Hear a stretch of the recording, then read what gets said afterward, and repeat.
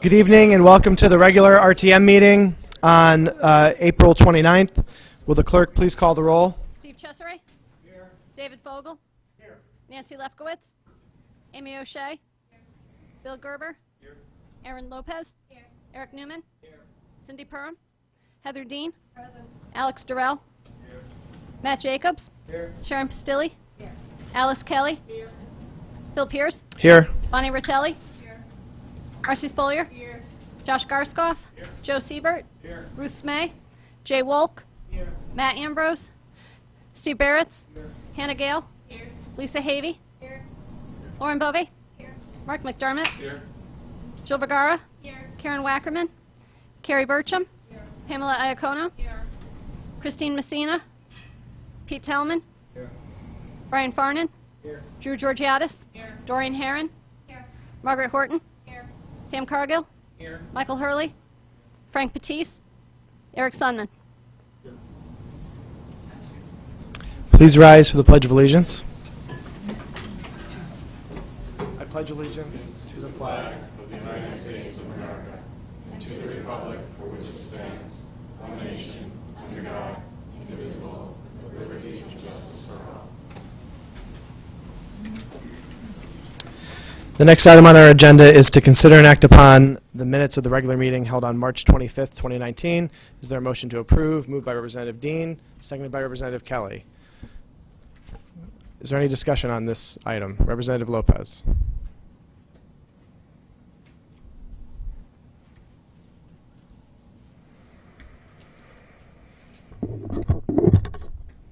Hi, Erin Lopez, District 2. There's just a couple of roll call. There, 2 people were marked present and absent. Doreen Herron and Representative Patisse.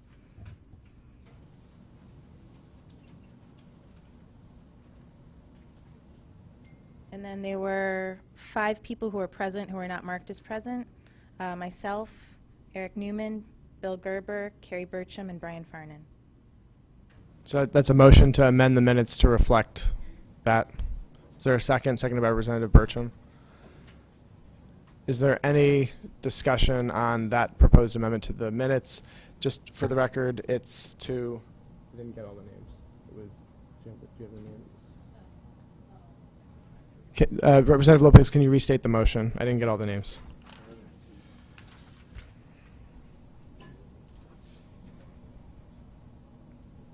I move that the roll call be amended to show that, I'm not sure if they were here or not, Doreen Herron and is it Frank Patisse? They're marked as present and absent on the list.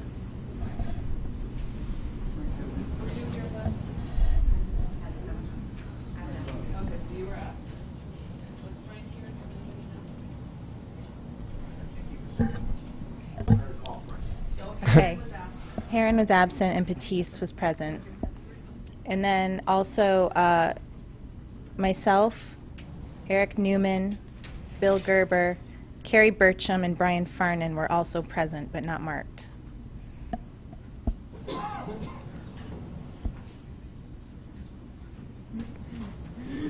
Okay, and is there a second? Seconded by Representative Iacono. All those in favor of the proposed amendment, please signify by saying aye. Aye. All opposed? Any abstentions? The amendment carries. Any further discussion on the minutes as amended? Seeing none, is there anyone from the public that would wish to speak? Seeing none, all those in favor of the minutes as amended, please signify by saying aye. Aye. All opposed? Any abstentions? Representative Jacobs. The motion carries. Item 3, to consider and act upon the following resolution as recommended by the Board of Selectmen.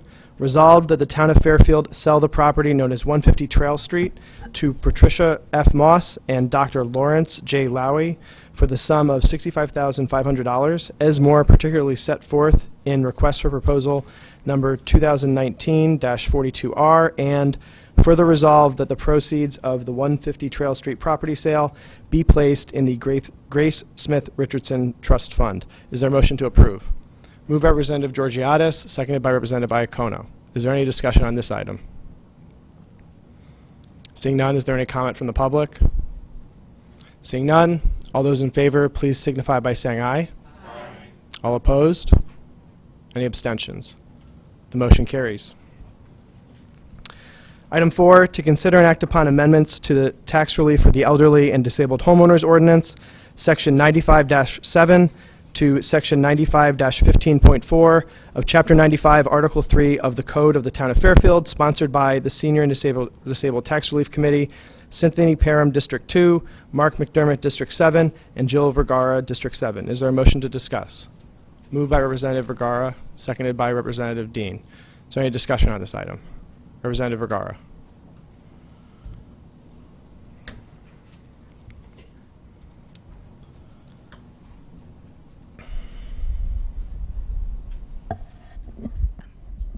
Jill Vergara, District 7. At the last meeting, there was some confusion. Representative Iacono said that this body hasn't sent anything to the Board of Finance to recommend and proposed a process to follow. I actually had thought that we had sent this to the Board of Finance by postponing it. That's exactly what they had done in 1986. They made a motion to postpone the amended amendments to the ordinance, and it was referred to the Board of Finance in doing so, and the Board of Finance was able to act within 1 month. We have had to postpone these amendments for 3 months. It's been January, February, and March. But so in order to dispel any sort of confusion, I'd like to make a motion to refer these amendments to the Board of Finance. So I move that the RTM refer the amendments to the Senior and Disabled Tax Relief Ordinance as unanimously approved by the bipartisan Senior and Disabled Tax Relief Committee to the Board of Finance for its recommendation based on the fiscal impact of the amendments to the town. And this is very important because we actually have a finite, we know what the finite impact is. Our proposal was capped at $4.2 million. The Board of Finance could vote right now on that fiscal impact. It's literally $700,000. Does the Board of Finance think we should spend $700,000 more this year than was budgeted last year to help broaden tax relief?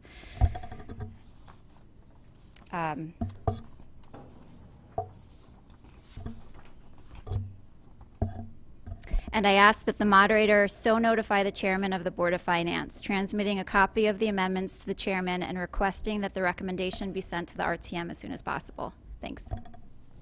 Is there a second for the motion? Seconded by Representative Bove. Is there any discussion on the motion before the body? Representative Iacono.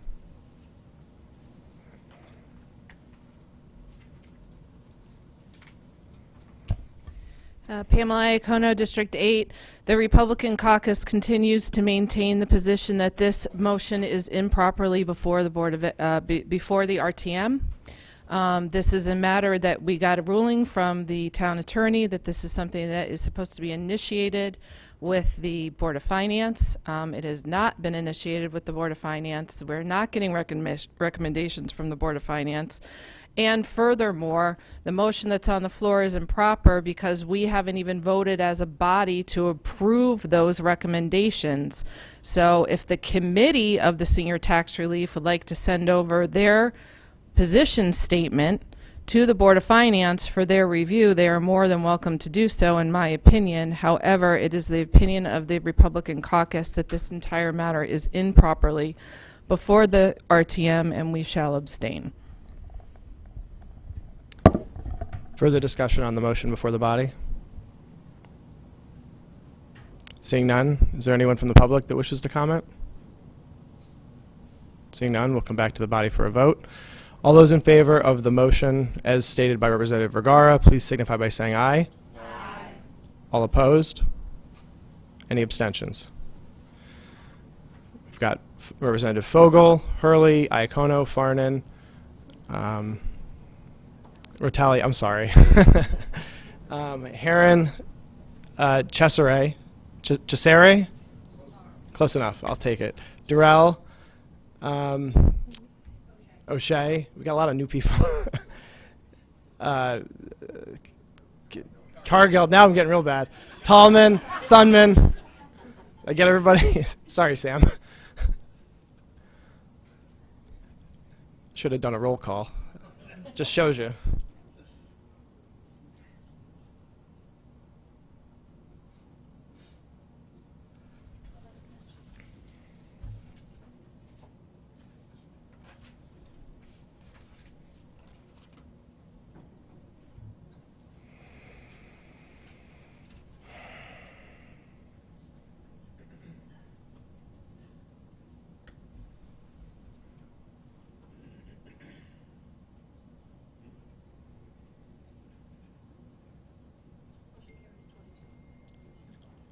The motion carries 22 to 0 to 12. Item 6, to consider and act upon any other matters presented to said meeting and which may be properly acted upon under the rules of the representative town meeting. Is there any discussion on this item? I missed 5, sorry. It's a rough meeting.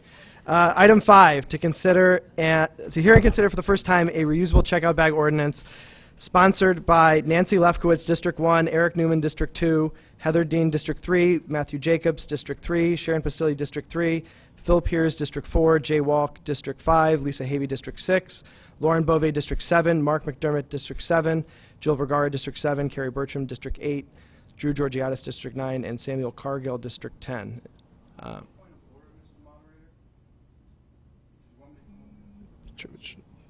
You can say it from wherever you'd like. My question is, we just voted on an amendment. Do we need to vote on the full, whatever that is meant to do? The motion before the body was not an amendment. It was a motion to refer, as I understood the motion, was a motion to refer the proposed amendments to the Board of Finance for a review of their fiscal impact. That was the motion that the body approved. It was not an amendment to the item on the call. Returning to the item before the body, is there any discussion? Again, we're not voting on the checkout bag ordinance this night. We will vote on it at our next regular meeting in May. Is there any discussion on the ordinance? Representative Bertram. Yeah, to the microphone.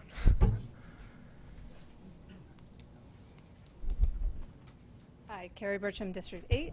The sponsors of the reusable checkout ordinance proposed it to benefit our community and our environment with potential economic and health benefits to the residents of Fairfield and limited disruption to our business owners and operators. We thought tonight it just would be helpful. We had a great committee meeting last week, but wanted to just review the ordinance. The stated purpose of the ordinance is to encourage the use of reusable checkout bags in order to mitigate the adverse impacts of plastic bag usage and to improve and maintain Fairfield's natural resources.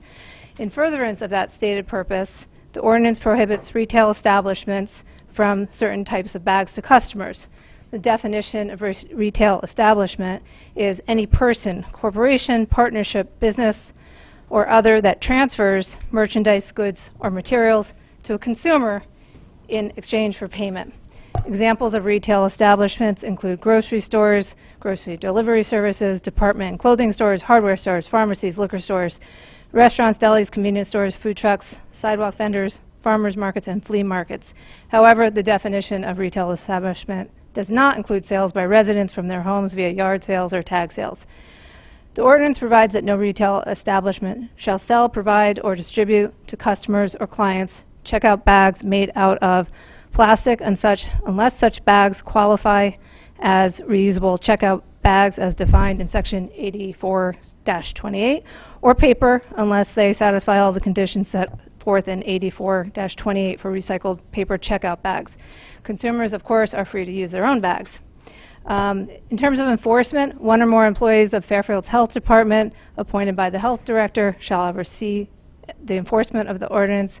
Penalties are payable within 10 calendar days of notice of violation by hand or certified by the appointed Health Department employee. The first violation is a written warning, no monetary penalty. Second violation, $150. Third violation, each subsequent violation, $250. There is an appeals process, and the ordinance would not go into effect until February 1st, 2020.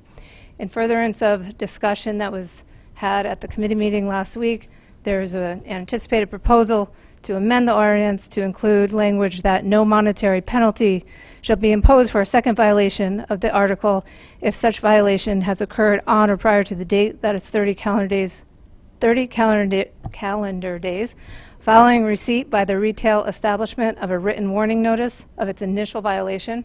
So the first violation, you get a warning. You can't get a fine for 30 more days in order to allow compliance. That was in furtherance of yours. Further, if multiple violations by a retail establishment occur within a 24-hour period, no more than one monetary penalty should be imposed for such violation. So one penalty a day. Thank you. Further discussion on the proposed reusable checkout bag ordinance? Seeing none, we do take public comment. Is there anyone who wishes to speak to the proposed reusable checkout bag ordinance? Please come forward and state your name and address for the record.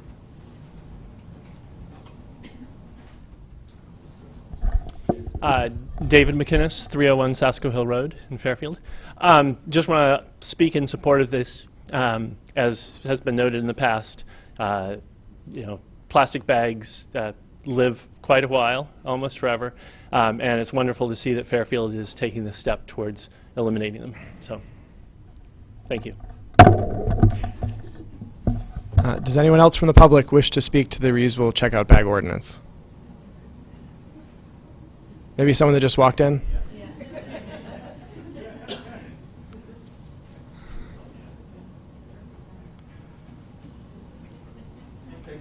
Please, you can take a minute if you want.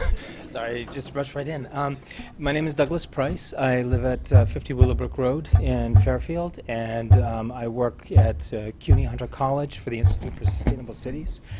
We've done work on marine plastic pollution, and I strongly support the plastic bag ban for environmental reasons, because I believe it has very serious impacts on marine species and freshwater and ocean species, but also because it has a major impact on infrastructure. That plastic bags tend to wash into waterways and into storm drains, where they can cause serious problems with blockage of storm water systems. And I think that a ban on plastic bags is an effective way of dealing with some of the impacts that has, and that there are affordable alternatives to plastic bags that we should be willing to use to accommodate those problems. Thank you. Thank you. Would anyone else from the public like to speak?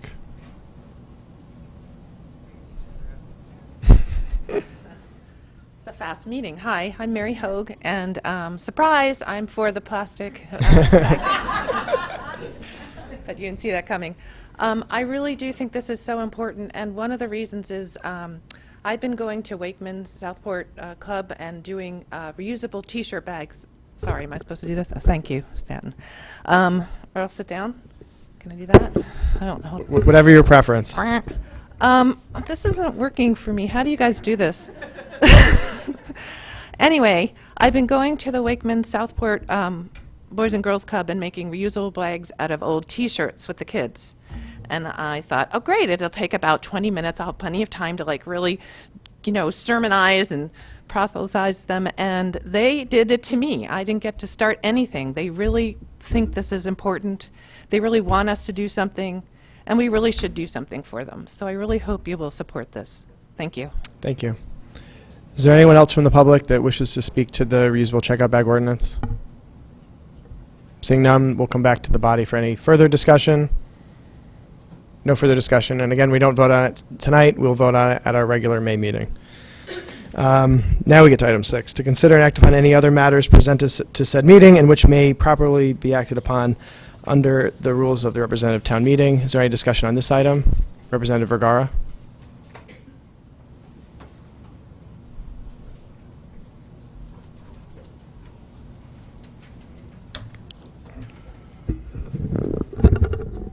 Hi, Jill Vergara, District 7.